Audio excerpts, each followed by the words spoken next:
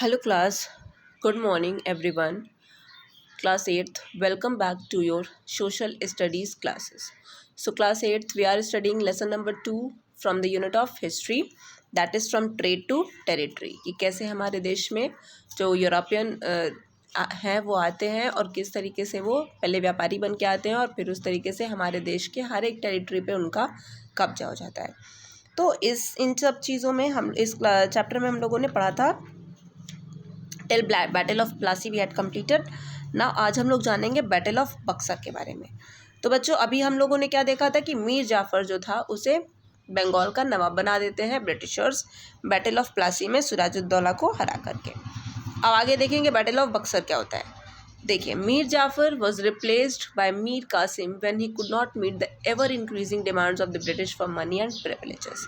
तो देखिए, ब्रिटिशर्स हमसे चूज़ के वो पैसा ही चाहते थे। वो इतना ज़्यादा पैसा मांगते थे, इतना ज़्यादा उनके डिमांड्स थे, उसको फुलफ़िल कर उनका सिर्फ़ और सिर्फ एक मकसद था, सिर्फ़ और सिर्फ इनको मतलब इंसानियत के नाम पे उनके मन में कुछ भी नहीं था, बस चाहे जितना उनको पैसा दे दो वो कम ही पड़ता था।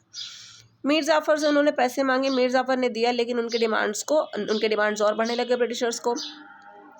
इस वजह से मीर जाफ़र को हटा करके मीर कासिम को नवाब बना दिया गया। कहाँ का? बंगाल का। Having been made the Nawab of Bengal, Mir Qasim granted the British the right to collect taxes from the districts of Burdaon, Mindanapur और चित्तागोंग। तो बुर्दवान, मिंदनापुर और चित्तागोंग से क्या दे दिया? मीर कासिम ने ग्रांट कर दिया ब्रिटिशर्स को, अब जाके यहाँ पे टैक्सेस कलेक्ट करो। मीर कासिम देखिए एक एबल और एफिशिएंट रूलर था, ठीक है। He wanted to free himself from the British control. वो ब्रिटिश कंट्रोल के हाथ से, सत्ता से निकलना चाहता था। तो इसलिए इसने क्या किया? अपनी फाइनेंशियल कंडीशन और एडमिनिस्ट्रेशन, ठीक है, किंगडम के दोनों को उसने सुधारने की कोशिश की। अपनी आर्मी को उसने स्ट्रेंथन करने की कोशिश की, मजबूत करने की, ठीक है। उसने क्या हायर किया? European mercenaries to train his army in the new techniques of warfare. तो जो नए तौर तरीके थे लड़ाई करने के, उसमें उसने अपने सैनिकों को क्या किया? ट्रेन किया। He dismissed court officials who favoured the British and their policies, ठीक है। तो जो कोर्ट ऑफिशियल्स ब्रिटिशर्स को फेवर कर रहे थे, ब्रिटिशर्स के लिए बोलते थे, उनको उसने अपने कोर्ट से हटा दिया, ठीक है। Extent of abolishing all duties and internal trade so that the British and the Indian merchants could trade on equal term. तो उसने ऐसी बहुत सारी इंटरनल ट्रेड पे जो ड्यूटीज़ थी उसको बढ़ा दिया, ताकि ब्रिटिश और जो इंडियन मर्चेंट्स थे, जो हमारे देश के व्यापारी थे और जो ब्रिटिशर्स थे, वो दोनों एक ही टर्म पे ट्रेड कर सके, व्यापार कर सके। यहाँ तक कि जो ब्रिटिश थे, जो कि इंजॉय कर रहे थे privilege of carrying on trade without paying any duties, had begun to misuse this privilege by selling their permits to the Indian merchants, ठीक है। तो ब्रिटिशर्स क्या कर रहे थे? इंडियन मर्चेंट्स को बेवकूफ़ बनाते थे और खुद कोई ड्यूटी नहीं पे करते थे ये व्यापार करने के लिए, और इस वजह से क्या किया? Such merchants also began to trade duty free. The new measures adopted by the nawab put a check on the abuse of rights and privileges. तो जो मीर कासिम जब नवाब बने, उन्होंने चेक किया, देखा कि राइट्स और प्रिविलेजेस को किस तरीके से अब्यूज़ कर रहे हैं ब्रिटिशर्स। तो इन मेजर्स से क्या हुआ? नवाब मीर कासिम ने ब्रिटिशर्स को अपना एनिमी बना लिया। अब ब्रिटिशर्स को रोकेंगे तो ब्रिटिशर्स एनिमी बन ही जाएंगे। दे वेज्ड वॉर्स। अब नवाब के खिलाफ उन्होंने लड़ाई छेड़ दी ब्रिटिशर्स ने 1763 में। मीर कासिम इस युद्ध में हार गए। फिर वो कहाँ चले गए? Awadh, and formed an alliance with Shuja-ud-Daula the Nawab of Awadh. तो अभी अवध की अब कहानी शुरू हो गई। नवाब कौन है अवध का? यहाँ पे सुजाउद्दौला। यहाँ पे फोटो देखिए, सुजाउद्दौला की फोटो यहाँ पे है, ठीक है। उनके साथ मिल गए Mir Qasim and Shah Alam the Mughal emperor. अब शाह आलम उस टाइम पे मुगल एम्परर थे। The allied forces of the 3 Indian monarch. अब 3 इंडियन मोनार्क कौन कौन से? सुजाउद्दौला, नवाब ऑफ अवध, मीर कासिम जो कि भाग गए थे, नवाब ऑफ बंगाल थे, और मुगल एम्परर शाह आलम। ये तीनों आपस में मिल जाते हैं और मिल के ये लोग कंपनीज आर्मी के खिलाफ एट बक्सर में बैटल ऑफ बक्सर होता है, ऑन अक्टूबर 22, 1764 युद्ध करते हैं। But with its superior war tactics British army defeated the allies. अब ब्रिटिशर्स के पास क्या था? दे वर वेरी क्लेवर, ठीक है, बहुत चालाक थे, और इस वजह से इन तीनों लोगों को मिल करके वो लोग ब्रिटिशर्स हरा देते हैं। Mir Qasim had to flee and was never heard of again. अब यहाँ से मीर कासिम को भागना पड़ा, और उसके बाद हमें उनके बारे में कुछ भी पता नहीं चलता है, ठीक है, उसके बाद मर गए होंगे कहीं। After the surrender of Shujauddaula and Shah Alam the war came to an end with the treaty of Allahabad in 1765। तो अंडरलाइन कर लीजिए भाई, इस युद्ध का खात्मा कैसे होता है? ट्रीटी ऑफ इलाहाबाद होता है 1765 में। किसके किसके बीच में? ब्रिटिशर्स और सुजाउद्दौला और शाह आलम के बीच में। मीर कासिम की तो कहानी गायब ही हो गई है। Nawab of Awadh had to pay huge war indemnity of 50 lakh rupees to the company. देखिए, नवाब ऑफ अवध जो थे सुजाउद्दौला, उनको कितना पैसा देना पड़ता है ब्रिटिशर्स को as a huge war indemnity. मतलब जो भी ब्रिटिशर्स का जो भी युद्ध में जो भी चीज़ें ख़राब हुई, सैनिकों वगैरह को जो भी चोट लगी, उसके लिए आप क्या करो, हमें इंडेमनिटी प्रोवाइड करो, हमें भरपाई करो। 50 लाख रुपए, उस ज़माने में 50 लाख रुपए क्या होते होंगे आप लोग अच्छे से सोच सकते हो, ठीक है, इतना पैसा देना पड़ा। And ceded the districts of Allahabad and Kara. Districts were given to Shah Alam, इन डिस्ट्रिक्ट्स को शाह आलम को दे दिया। who in turn granted the company the Diwani of Bengal, और इसके बदले में शाह आलम ने क्या दिया? Diwani of Bengal. Diwani right authorise the British to collect revenues in Bengal. अब दीवानी राइट्स की वजह से क्या करने लगे ये लोग? बंगाल में जाकर के रेवेन्यू जनरेट करने लगे। Which covered a vast region. अब देखिए, बंगाल उस टाइम पे सिर्फ आज के वेस्ट बंगाल जितना नहीं था जो हमारे मैप में है। उस टाइम पे बंगाल प्रोविंस में क्या कौन कौन से स्टेट्स शामिल थे इसको देखिए। अभी बिहार का पूरा इलाका, झारखंड का पूरा इलाका, देख रहे हो ना, बिहार मैप में देखो, एटलस में बिहार, झारखंड, कुछ parts of Orissa and administer कुछ पार्ट्स ऑफ उड़ीसा, ये पूरा आपका, और वेस्ट बंगाल, ये पूरा बंगाल के एरिया में आता था। चलो, besides giving the 2 districts to the Mughal emperor, British promise to give him a yearly pension of ₹26 lakhs।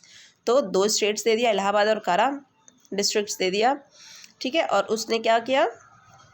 Britishers ने कहा कि शाह आलम को हम आपको 26 लाख रुपए एक साल भर में पेंशन देंगे। However, Mughal emperor was made to live in the Allahabad fort as a virtual prisoner of the company. लेकिन इलाहाबाद फोर्ट में एक उनको कैदी के तरीके से रहना पड़ा। Battle of Buxar is also regarded as a milestone in the expansion of British power in India. Through this battle, the British succeeded in establishing themselves as a sovereign power in this country. अभी तक तो वो सिर्फ बंगाल के ज़मीन पर कब्जा कर रहे थे, अभी यहाँ से नवाब ऑफ अवध को भी हरा दिया, ठीक है, मुगल एम्परर पर भी इन्होंने जीत हासिल कर ली। तो इस तरीके से ये लोग अपना पैर पसारते गए। ये देखिए कॉइन्स की photo, coins issued by the British Bengal presidency under the authority of emperor Shah Alam and struck from 1793 to 1818। चलो, अब हम देखेंगे कंपैरिजन बिटवीन द 2 बैटल्स। आपस में इन दोनों युद्ध के बीच में जो समानता है और या तो जो डिफरेंसेस है उनके बीच में हम एक तुलनात्मक पढ़ाई करेंगे।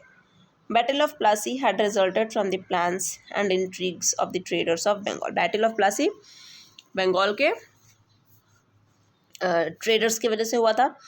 It was won not through military superiority but through treachery. तो देखिए, अब बंगाल में जो बैटल ऑफ प्लासी था उसमें क्या हुआ था? उसमें मिलिट्री टैक्टिक्स की वजह से ब्रिटिशर्स नहीं जीते थे, बल्कि उसने क्या किया था, जो हमारा कौन था ये मीर जाफ़र है ना, मीर जाफ़र ने उसको ब्राइब कर दिया, उसको पैसे दे दिए, और मीर जाफ़र पूरी अपनी सेना लेकर के हट गया, ठीक है, और सुजाउद्दौला को अकेले लड़ना पड़ा। तो इस वजह से क्या हुआ था? सुजाउद्दौला की, सिराजुद्दौला की मृत्यु हो गई थी। तो टैक्टिक्स यहाँ पे कौन सी थी? यहाँ पे टैक्टिक्स थी bribery. In this battle company had to deal with a single party Nawab of Bengal. इसमें क्या हुआ? सिर्फ एक पार्टी से युद्ध करना था ब्रिटिशर्स को, जो कि नवाब ऑफ बंगाल में थे। Victory at Plassey established the British as the masters of Bengal. देखिए, बैटल ऑफ बक्सर जो था उसमें जो युद्ध हुआ था वो फुल प्रिपरेशंस के साथ हुआ। ट्रेचरी का इस्तेमाल यहाँ पे नहीं किया गया। ब्रिटिशर्स ने इस युद्ध को अपने सुपीरियर वॉर टैक्टिक्स की बदौलत से जीता, ठीक है, और मिलिट्री स्ट्रेंथ की बदौलत से। Though this time they had to deal with not a single party but an alliance. लेकिन यहाँ पे 3 पॉलिटिकल पावर्स के साथ में ब्रिटिशर्स ने युद्ध किया था। ठीक है। British master over Bengal, battle of Buxar held them as a major political power in India. अब बैटल ऑफ बक्सर के बाद ब्रिटिशर्स एक मेजर पॉलिटिकल पावर की तरीके से उभर के हमारे देश में आते हैं। चलो, dual system of administration 1765 to 72, ये क्या है भाई? Treaty of Allahabad that authorised the company to collect revenue and protect the emperor. तो ट्रीटी ऑफ इलाहाबाद जो था उसने कंपनी को क्या ऑथराइज कर दिया कि आप रेवेन्यू कलेक्ट करो और प्रोटेक्ट करो एम्परर्स को, ठीक है। ओके, तो क्या हुआ? British again made Mir Jafar the Nawab of Bengal. तो अभी क्या हुआ बच्चों? ट्रीटी ऑफ इलाहाबाद के बाद ब्रिटिशर्स को रेवेन्यू कलेक्ट करने के राइट्स मिल गए। अब ब्रिटिश ने क्या किया? मीर जाफर को फिर से नवाब ऑफ बंगाल बना दिया, ठीक है। Since the army was under the control, Nawab was totally dependent of them for protection. अब पूरी आर्मी ब्रिटिशर्स के कंट्रोल में थी, इसलिए नवाब को खुद भी निर्भर होना पड़ा ब्रिटिशर्स के ऊपर, ठीक है। He was given a small fraction of the revenue to run the administration. तो small fraction of the revenue मतलब कुछ ही पैसे उनको दिए जाते थे ताकि वो एडमिनिस्ट्रेशन को रन कर सके। Thus the British acquired all the powers, leaving all the responsibilities to the नवाब। इस तरीके से मीर जाफर के ऊपर, नवाब के ऊपर सारी की सारी रिस्पॉन्सिबिलिटीज़ लद गई और उनको रिसोर्सेज बिल्कुल भी नहीं मिल रहे थे। This peculiar system of administration came to be known as the dual system of administration। तो यही जो तरीका था, तौर तरीका था जो ब्रिटिशर्स का राज करने का, इसको हम लोग डुअल सिस्टम ऑफ एडमिनिस्ट्रेशन के तरीके से जानते हैं। देखो, डुअल मतलब ही क्या होता है? दो तरीके से कैसे? Dual system of governance period proved ruinous for the people of Bengal, for they were left to their fate। अब डुअल सिस्टम से क्या होने लगा भाई? मीर जाफर इधर से टैक्स मांग रहे हैं पीजेंट से, गरीबों से, ठीक है, फार्मर से हमारे, कि भाई हमको टैक्स दो, तभी तो हम चला पाएंगे तुम्हारी टेरिटरी। और ब्रिटिशर्स जो है वो अलग से टैक्स मांग रहे हैं कि लाओ हमें, हम तुम्हारे यहाँ, हम तुम्हारे पूरे आर्मी ऑफिशियल सब कुछ मेरे अंडर में है। इससे क्या हुआ? पूरी जो लोग थे बंगाल के, उनकी बुरी तरीके से किस्मत से वो लोग प्रभावित हो रहे थे। Neither the company nor the Nawab looked after the needs of the common people. तो नवाब ने भी अपनी ही मनमर्जी थोप दी, ब्रिटिशर्स ने अपनी मनमर्जी थोप दी, वो किसी भी आम जनता की बात वो लोग सुन ही नहीं रहे थे। Company officers were greedy and corrupt. Company officers लालची थे, करप्ट थे। Collectors of taxes known as amils. जो टैक्स कलेक्ट करते थे उनको आमील्स बोलते थे। वो लोग जाकर के गरीब पीजेंट से, फार्मर से ऐसे पैसे मांगते थे और उनकी ज़िंदगी, उनको खुद भी खाने, खुद 2 समय का उनके पास खाना नहीं है और उन लोगों को ज़बरदस्ती टैक्स देना पड़ता था। मतलब बहुत ही बुरी हालत बना के रख दिया था। 1770 में क्या हुआ? Bengal was struck by a terrible famine which wiped out around 1/3 of its population. अब इतना बुरी तरीके से जब लोगों को प्रताड़ित करते थे ये लोग कि 1772 में भूखमरी आ गई, लोगों को खाने के लिए एक रोटी भी नहीं थी। और उसके बाद इस भूखमरी की चपेट में आकर के बंगाल की 1/3 पॉपुलेशन क्या हो गई? मर गई। Company did nothing to provide relief to the people. Company के लोगों ने ऑफिशियल्स ने कुछ नहीं किया लोगों के लिए।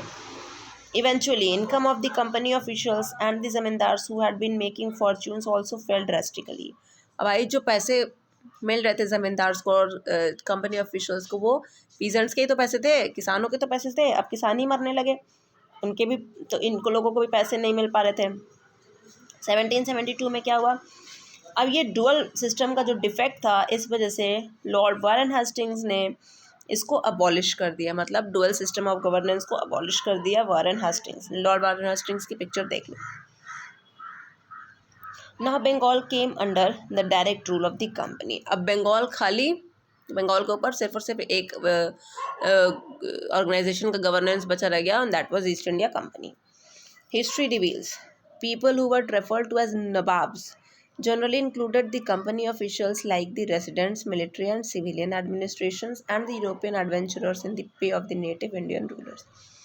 People जिनको नवाब्स कहा गया वो जनरली कौन थे? कंपनी ऑफिशियल्स थे, जैसे कि रेसिडेंट्स जो वहाँ पे रहते थे, military, civilian administrators and the European adventurers थे, और नेटिव इंडियन रूलर्स उनको नवाब्स कहते थे। चलो, कंपनी ऑफिशियल्स एज नवाब्स। अब कंपनी ऑफिशियल्स को नवाब्स क्यों कहा जाने लगा गया। चलो, company officials the word Nawab, which began to be used for some company officials, is a corruption of the word Nawab. तो नवाब को तोड़ मरोड़ के इन्होंने क्या बना दिया, nawabs. Lives of the Nawabs ruling over various regions of India were often associated with pleasure and luxury. Nawabs की ज़िंदगी बहुत ही ज़्यादा प्लेजर और लग्जरियस वे में बीती थी. Acquiring more and more power, authority, as well as wealth in hands, each company official began to dream of living like the Nawabs. तो भाई जब कंपनी ऑफिशियल्स आए उन्होंने देखा कि नवाब तो बहुत आराम से खूब ठाट बाट की ज़िंदगी बिता रहे, तो उनके मन में भी आया कि हम भी ऐसी ज़िंदगी जिएंगे. Company officials amassed huge sums of money while living in India. अब कंपनी ऑफिशियल्स ने क्या किया, बहुत ज़्यादा उन्होंने पैसे खींच लिए भारत से.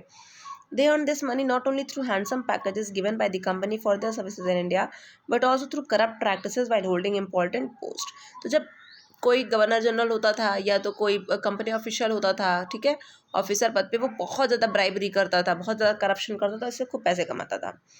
मोर ओवर जब वो लोग युद्ध लड़ते थे, ब्रिटिश ऑफिसर्स क्या करते थे, जो डिफीटेड पार्टी थी जिसको वो लोग हराए रहते थे, उनसे बहुत लार्ज सम्स ऑफ मनी, बहुत ज़्यादा पैसे मांगते थे, ज़मीन मांगते थे. जैसे कि रॉबर्ट क्लाइव के एक गुड एग्जाम्पल है इसका. रॉबर्ट क्लाइव ने क्या किया था, नवाब ऑफ बंगाल से बहुत ज़्यादा पैसे मांगे थे. He served in India as an employee of the company from 1743 to 1767. Robert Clive कब से कब तक भारत में रहा था, एम्प्लॉय था कंपनी का 1743 से 1767 तक. होल्डिंग वेरियस पोस्ट, अलग अलग पोस्ट पे इसको काम मिला था. रॉबर्ट क्लाइव के बारे में बच्चों बताया था, बहुत ही ज़्यादा चालाक इंसान था, ठीक है. एक ये सबसे छोटी पोस्ट पे आया था, ईस्ट इंडिया कंपनी के बहुत छोटी सी पोस्ट पे इसका रिक्रूटमेंट हुआ था, फिर धीरे धीरे करके ये इतना भारी आदमी बन गया. इसके बारे में बताया जा रहा है कि when he left India in 1767, जब ये भारत छोड़ता है 1767 में, wealth he had amassed here was worth €401,102. इतने पैसे इसके पास आ गए थे. 1772 में Clive was cross examined bye the British parliament on grounds of possible corruption while accumulating so much wealth. तो जब ये वापस जाता है यूरोप में, तो ब्रिटिश पार्लियामेंट में इससे क्रॉस एग्जामिन किया जाता है कि आपके पास इतने पैसे कैसे आए, है ना. हम तो आपको भेजे थे वहाँ पे व्यापार करने के लिए भारत में, और आपकी ये पोस्ट थी, तो आपकी ये सैलरी है, लेकिन आपके पास इतने पैसे कैसे आ गए, ठीक है. तो इससे क्रॉस एग्जामिन किया जाता है.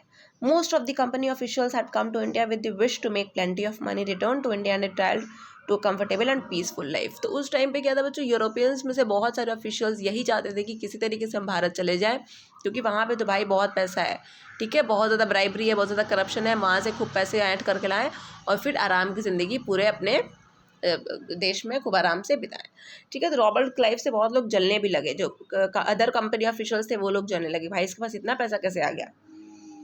चलो, but there were many who could not pile up huge wealth due to certain reasons. लेकिन कुछ ऐसे ऑफिशियल्स थे जिन्होंने बहुत ज़्यादा पैसे नहीं कमा पाए. क्यों, कुछ रीजंस थे. Many of them died an early death caused by disease और वॉर. या तो बहुत ऑफिशियल्स उसमें बीमारी वगैरह से मर गए या फिर युद्ध में मारे गए. And many officials could not do so because they were not dishonest and corrupt. ठीक है, कि ऐसा नहीं था कि सभी करप्ट थे, सभी डिसऑनेस्ट थे, लेकिन बहुत सारे ऐसे भी थे जो कि करप्ट नहीं थे, तो इसलिए उन्होंने ऐसा काम नहीं किया. Those who were managed to amass wealth in India flaunted their riches by living in England and were often referred to as nawabs. ठीक है, तो कुछ लोग जो लोग कि भारत से बहुत ज़्यादा जिन्होंने पैसे कमाए थे, वो जाकर के इंग्लैंड में इस प्रकार से ज़िंदगी जीते थे, बहुत अमीरों के तरीके से ज़िंदगी जीते थे, और इसलिए उनको नवाब्स बोला गया. Interestingly, such people were looked down upon as social climbers and upstarts in British society and were made fun of in cartoons and plays.